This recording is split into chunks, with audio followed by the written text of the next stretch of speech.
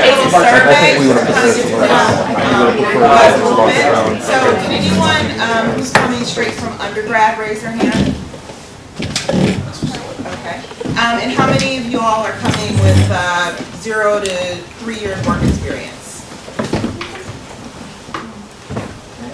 Okay, so 4 to 7 years work experience? Nice, okay. And how many folks kind of have a sense of what they would like to do with their degree, or sort of what area of policy they're interested in going into? Okay. Cool.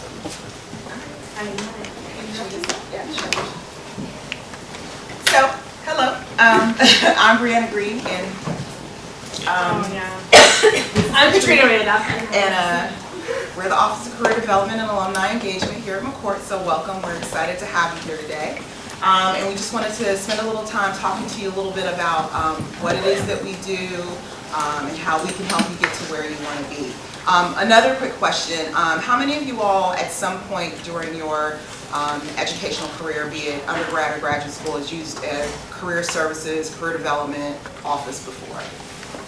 Yeah? Okay, cool. So you got a little sense of how they work. Ours is structured maybe like what you were used to, maybe a little differently. One of the things that we like to say is that your career development and your search for that next great move actually starts today. So we don't want you to wait till you get on campus in the fall. We definitely don't want you to wait until it's time to graduate. So we want to see your faces early and often, and you will hear from us and see us early and often starting this summer. But it really does start today, particularly in the Washington, D.C. area. One of the things about career development on this level that might be a little bit different is that while it's great to take some time to explore and sort of figure out, where exactly you want to be, in some ways, it's a really good idea to start asking yourselves those questions before you get here, because 2 years is a really short amount of time. And once you sort of get started and the momentum of classes get started, it's a little bit harder and more challenging to start to figure these things out. And you really want to hit the ground running as much as possible, and we're here to help you do that. Career development is about empowerment. So I have some good news and I have some bad news. The bad news, I'll start with that, is that we're not a placement office. We don't place people in jobs, and there are no job fairies. So you all have to be an active part of your process. So we talk about empowerment in terms of giving you the necessary tools to find the types of positions or have access to the type of people doing the things that you want to do. We have a lot of networking events throughout the year. We have a ton of programming and skills building workshops. How many did we do this year?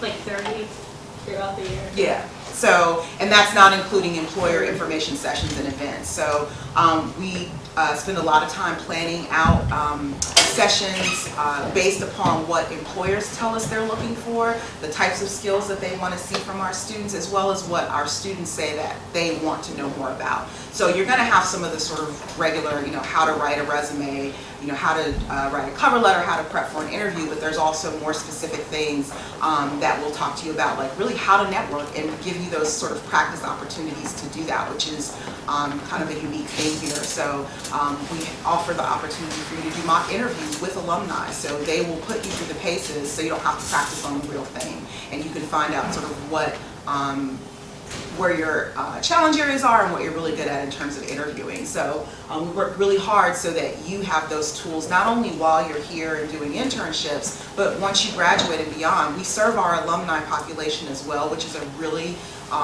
you'll find unique thing about our career development office. For free. For free.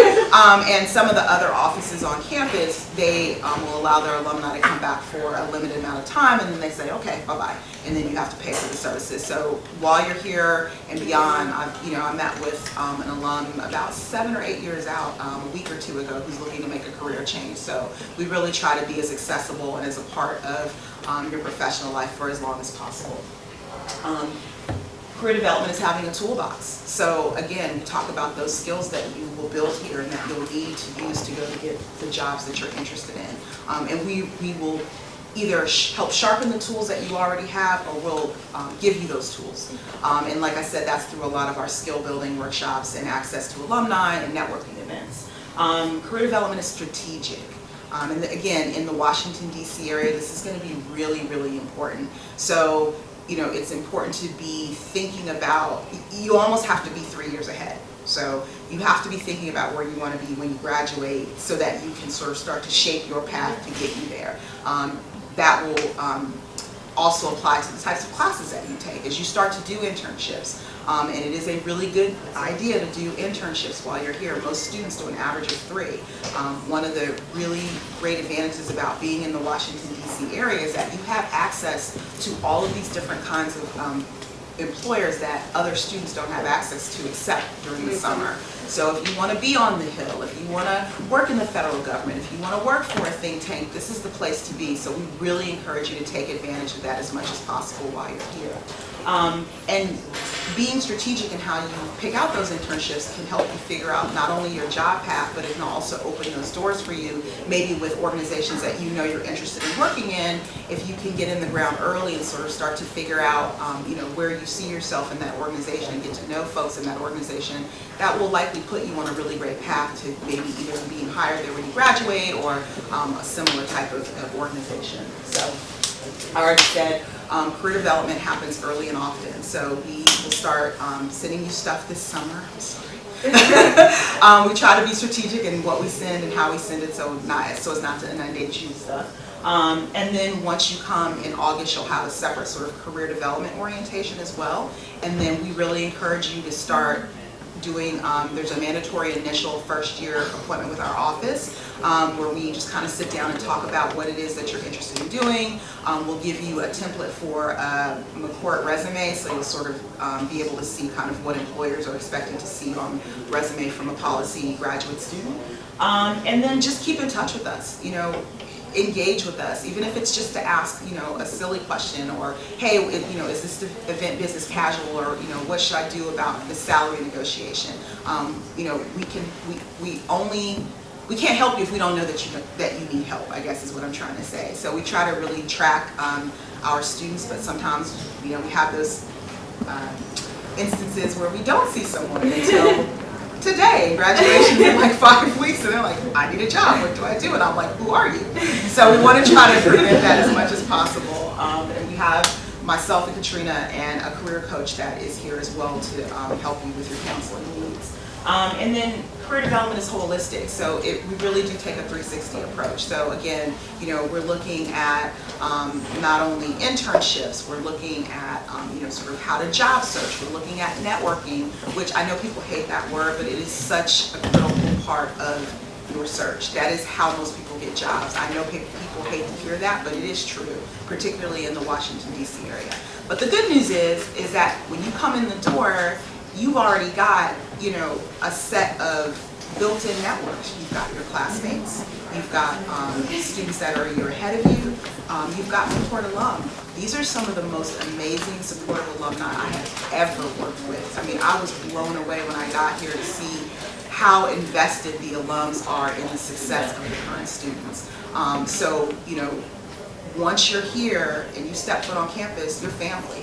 And so you'll have those opportunities to meet those folks. So I know sometimes people say, but I don't have a network, I don't know anyone. And it's so much more than that. And we'll kind of teach you how to, you know, sort of figure that out if you're not sure how to do that. I mean, you talked a lot about this. These are some few of the things that we offer. So we offer individual counseling at any time you can come and speak with one of us, any of us, all of us, whatever kind of works for you. We all kind of have slightly different styles and approaches, but our messaging is pretty consistent on how we do it. So you can find who meets your messaging, who you like to talk to. And then every week we have internship and job announcements. So a lot of times we have employers that will reach out directly to me or to Briana, or they will actually have access to our database themselves, and they'll go and they'll post jobs. So we'll go through those and internship announcements and send those to students. especially if we know you, we can send you what comes across our desk. So it's definitely great for you to get to know at least one of us on the team, so that when we see something that's a good fit for you, like we are your network as well, so that we can send it directly to you and we can make those connections for you. We have career events, so there's job fairs on campuses. I am in charge of our employer information sessions, and so this past year we probably had like 60 or so employers come on campus in one way, shape, or form to get to know our students and take the time out of their busy schedules to come here. Or sometimes we go there and get a feel for the organization, the culture. And that's all in the weekly newsletter that I send out, so be on the lookout for that. Let's jump in real quick with that. One of the things that might look a little bit different with respect to sort of the hiring or recruitment cycle with respect to policy jobs, as opposed to business school or law school or med school, is that there really are no policy jobs per se. And what I mean by that is, and it's a good thing. And what that means is most employers that come to campus wanting to recruit our students, they're looking for a certain set of skills, right? So they're looking for those research skills, they're looking for those analytical skills, they're looking for, sort of specific policy area expertise that you might be learning. But how that looks in a job is going to differ from job to job. So one of the things that we want you to become very adept at, or better at if you already can do it, is being able to look at a posting and look at the skills required and know that you are qualified for that position. Sometimes students will come in and say, okay, direct me to the policy jobs. And I'm like, it doesn't quite work like that. Because it may not say policy job. It may say analyst. It may say project manager. It may say, research, whatever.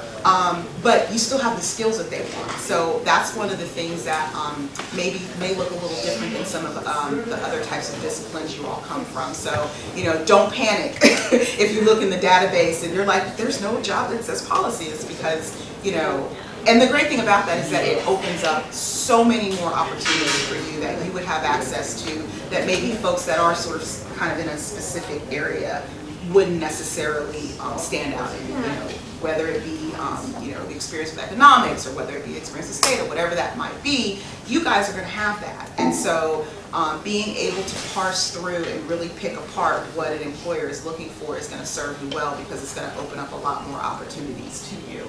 Yeah, and you guys probably saw that when you're looking at graduate schools, trying to decide an MPH versus an MPP and focus on health. So it's those same things where you can use those skills across different sectors. So the employers may be coming to also interview business students, right? Because some of the skill sets will be the same. So lots of times they'll come and you'll see business students, you'll see students with the School of Foreign Service, and a lot of our curriculum and the skills that are being taught overlap. And they allow our students to come to their events as well, so we try to work collaboratively with a lot of the other career development offices on campus, because again, that opens up more opportunities for you. Something else that might look a little different is that there is not really, outside of a few exceptions, there's no specific, I guess you could say, hiring cycle, right? So I don't know how many of you have either been to law school or are familiar with law school. I graduated many moons ago, but you knew that that second summer was critical, because that's when you were going to figure out where you were going to be working after you graduated. Or you knew that that first week of September of your last year, all federal judges are hiring for law clerks, so that's when you had to get in there. This doesn't quite work like that. Employers really hire more on an ad hoc basis as needed. So you'll see a lot of employers here in the fall, but they may not really be specifically recruiting for a specific position until the spring.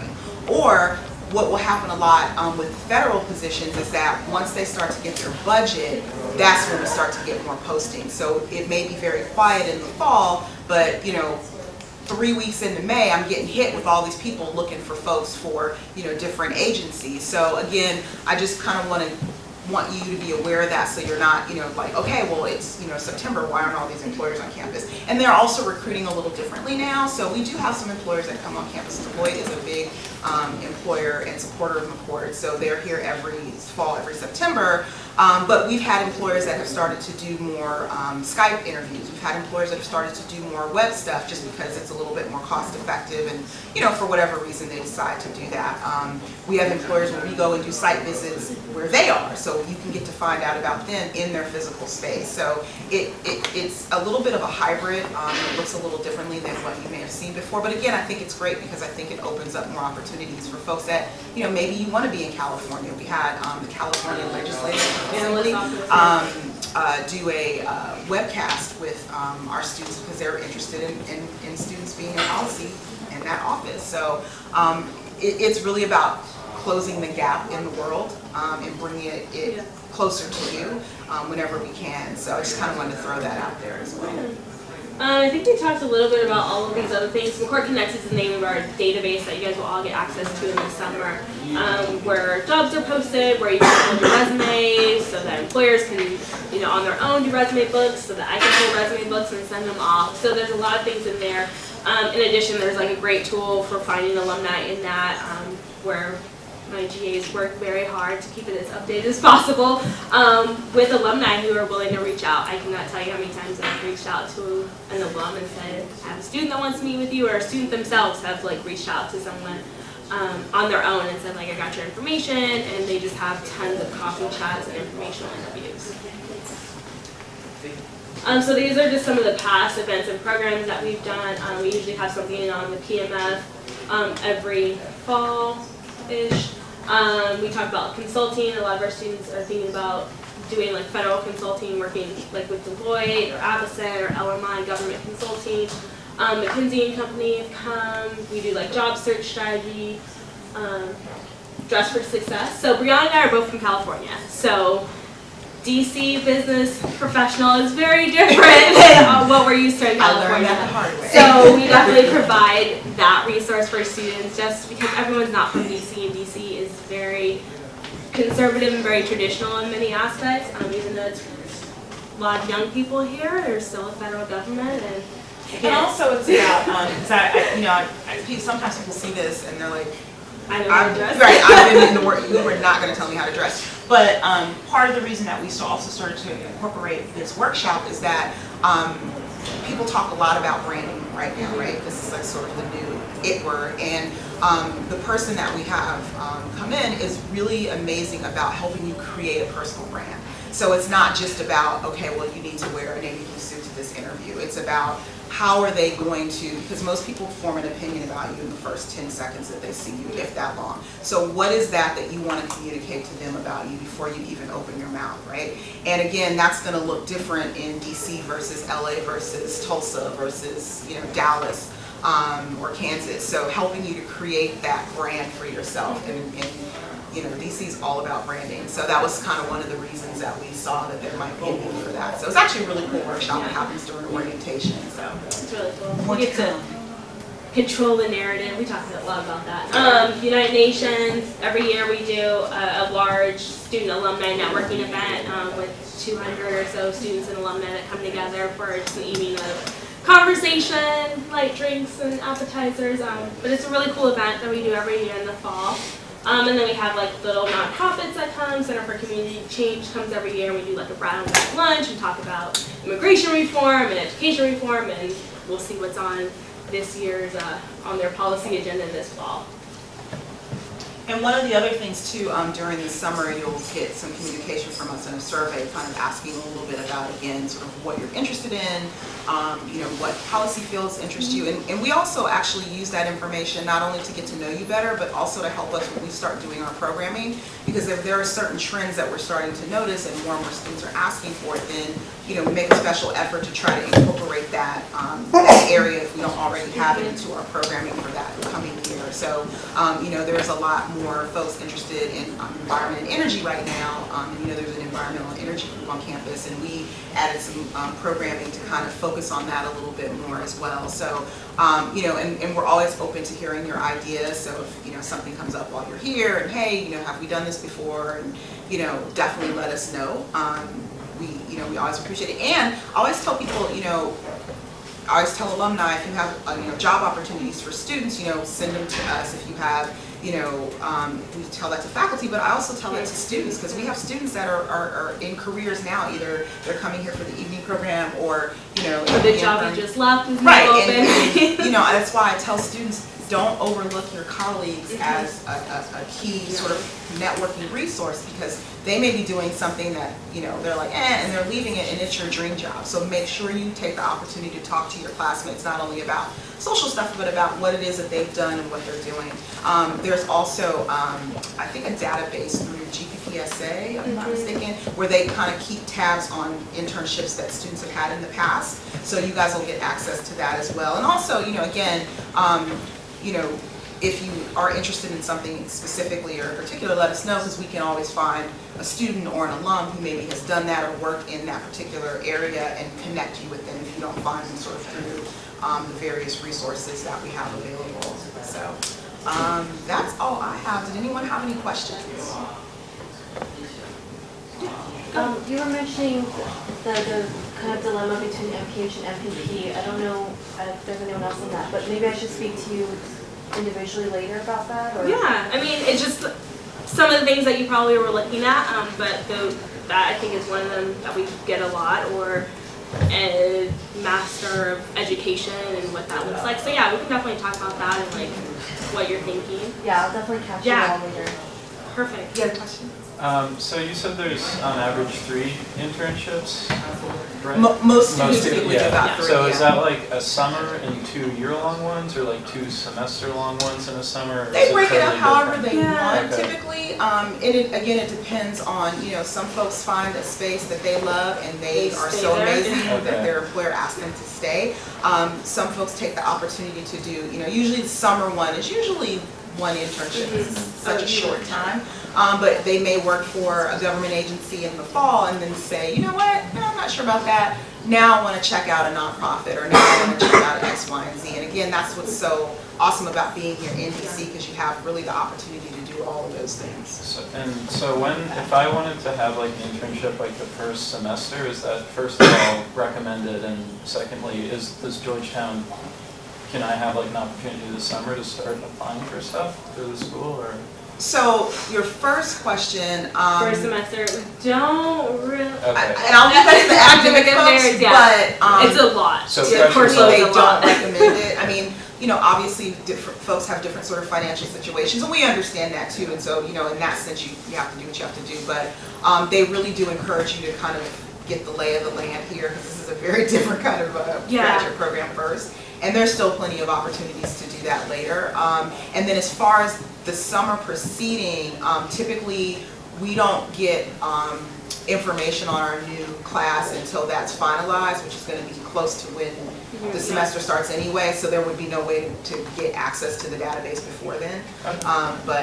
But you're more than welcome to like email us, and we can talk about that strategy. Yeah. And you can always apply to. I mean, DC is run by interns in the summer, so you're. Well, I was more just wondering if I was like starting to be behind the 8 ball. in Oh terms of no! putting it So together. and for international students, like they can't intern until their first summer, Okay, until they're okay. done with that first academic year. So you won't be behind. And even with them, they do like 3. So they may do 2 part-time in the summer, 1 full-time in the summer, and then fall and spring, or are here in their first year on campus. So most of our students like have no problem finding an internship if they're really proactive. But you're not behind.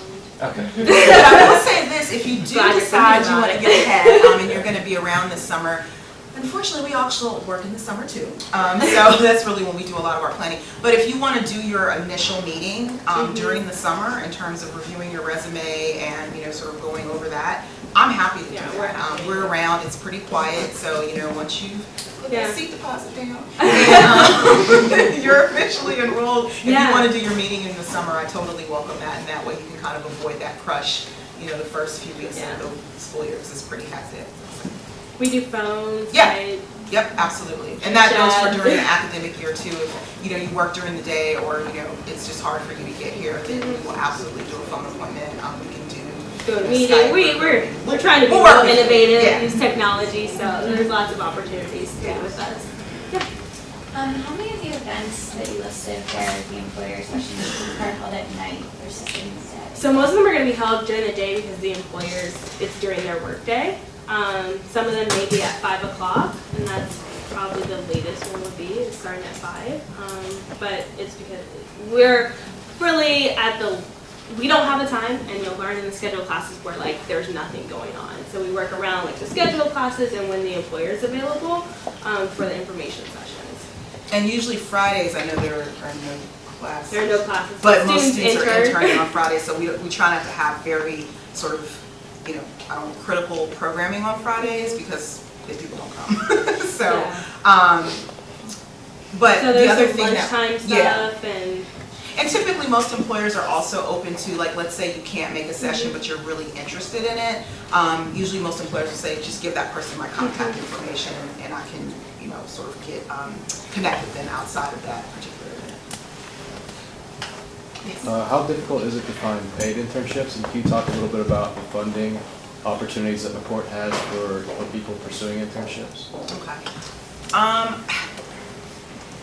I mean, I will say there's probably fewer paid internships than unpaid internships. No. If that makes sense. No, I think that most of our students get paid internships. Okay. Yeah, well, because that's the way that things are moving. That's true. That's true. Not a lot of unpaid internships or like legally unpaid internships. There's actually a list of things that employers have to like abide by for it to like legally be an unpaid internship. So I think there's a lot of movement away from unpaid and giving at least some type of stipend or things like that.